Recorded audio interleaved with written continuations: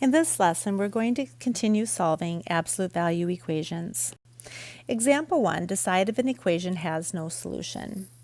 So we're going to solve the equation if possible. So there are going to be some circumstances where you're going to have an absolute value equation where there's not going to be a solution. And so let's take a look at this first one and we'll talk about what happens when there is a no solution. So I've got this -2 times the absolute value of x is equal to 4. And so before you can start to break apart your absolute value equation, you need to make sure that that absolute value piece is all by itself.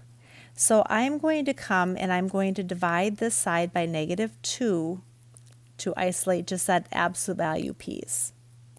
So what I have is I have the absolute value of x is equal to -2 because 4 divided by -2 is -2.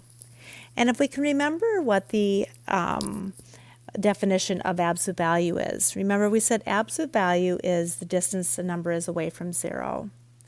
And because we're measuring distance, distance can never be negative. And so if you ever have what we have right here, where you've got this absolute value part and it's set to, and it's equal to a negative number, we know that there is going to be no solution because the absolute value of something can never be a negative number. So for this one then, our answer to this one is a no solution.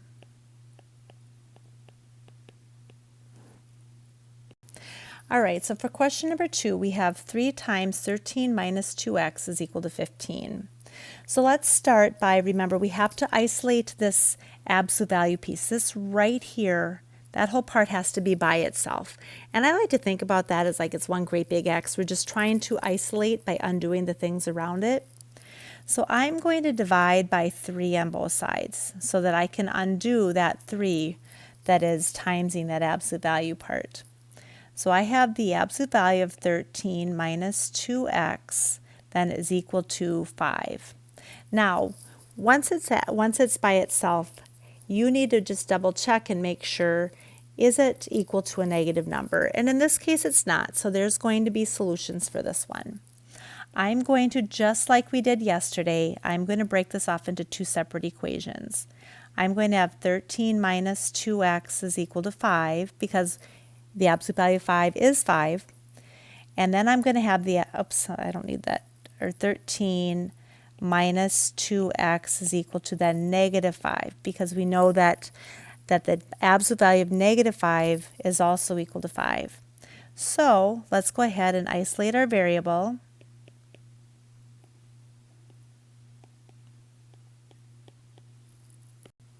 And I'm going to have -8 here. Now it's okay that I'm getting negatives here. It's just when that absolute value part cannot be equal to a negative.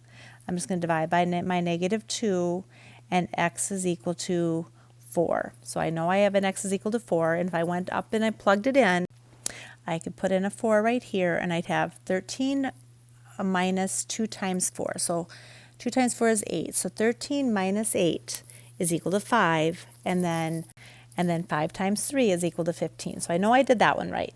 So let's go ahead and we're going to solve our second one. And I'm going to minus my 13 here. And now I have -2x is equal to -18. And then I'm going to divide by my -2. And x is going to be equal to +9. So let's take a look up here. Oops.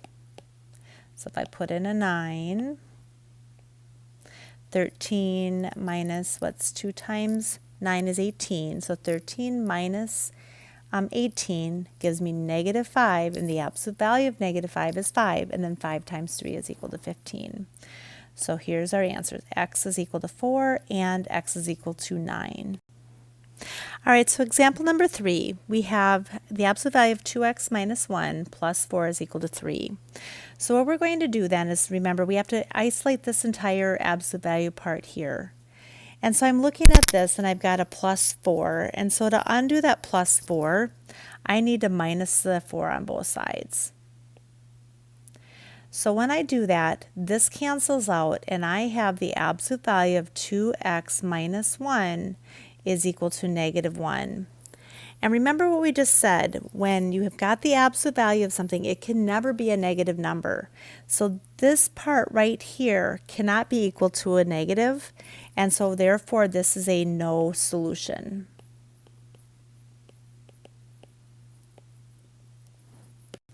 All right, example number 4. I have negative 2 times the absolute value of 4x plus 2 is equal to negative 4. Now notice, this is equal to a negative right here, but until we have that whole absolute value part isolated, we don't know if this is going to be a no solution. So let's go ahead, and I'm going to then isolate this absolute value piece by dividing by negative 2 on both sides. And that cancels out here, and I have the absolute value of 4x plus 2 is equal to then positive 2. And so now that that's all by itself, notice I do have a positive number that it's equal to. So we know that 4x plus 2 can be equal to a positive 2, and we also know that it can be equal to a negative 2. So I'm going to break this up into 2 separate equations. That's our positive 2. And then our 4x plus 2 is equal to negative 2. And then we're going to solve them. So I'm going to minus the 2. And I have 4x is equal to then 0. And then 0 divided by any number is going to be equal to 0. And let's take a look up here. And let's plug it in, make sure we did it correctly. So if I take this 0 right here, and 4 times 0 is equal to 0, and 0 plus 2 is equal to 2. The absolute value of 2 is equal to 2. So 2 times negative 2, is that equal to negative 4? Yes, so I know that that one's correct.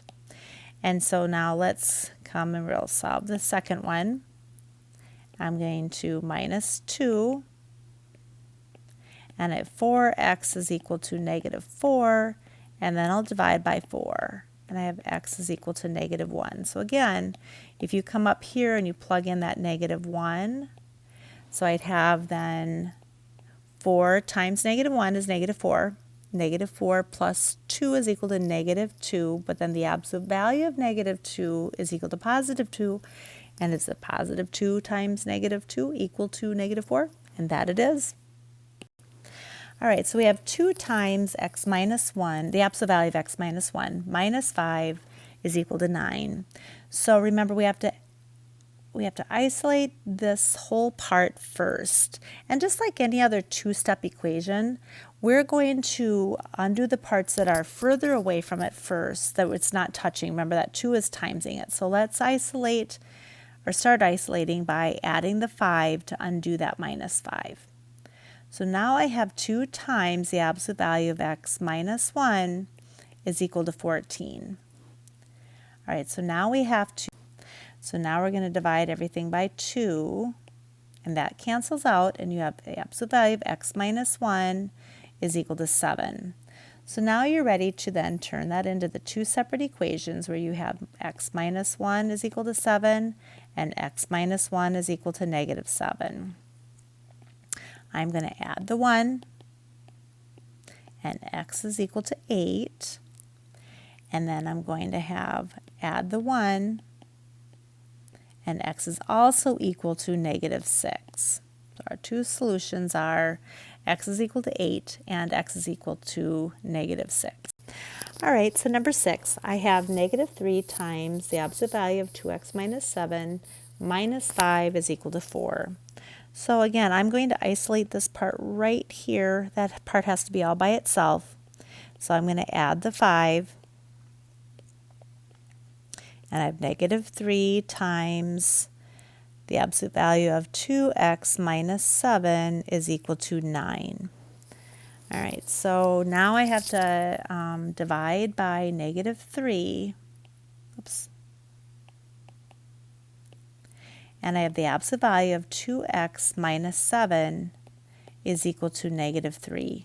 And remember what we said is that the absolute value can never be equal to a negative number because we're measuring distance. Distance cannot be negative. So in this case, we have a no solution.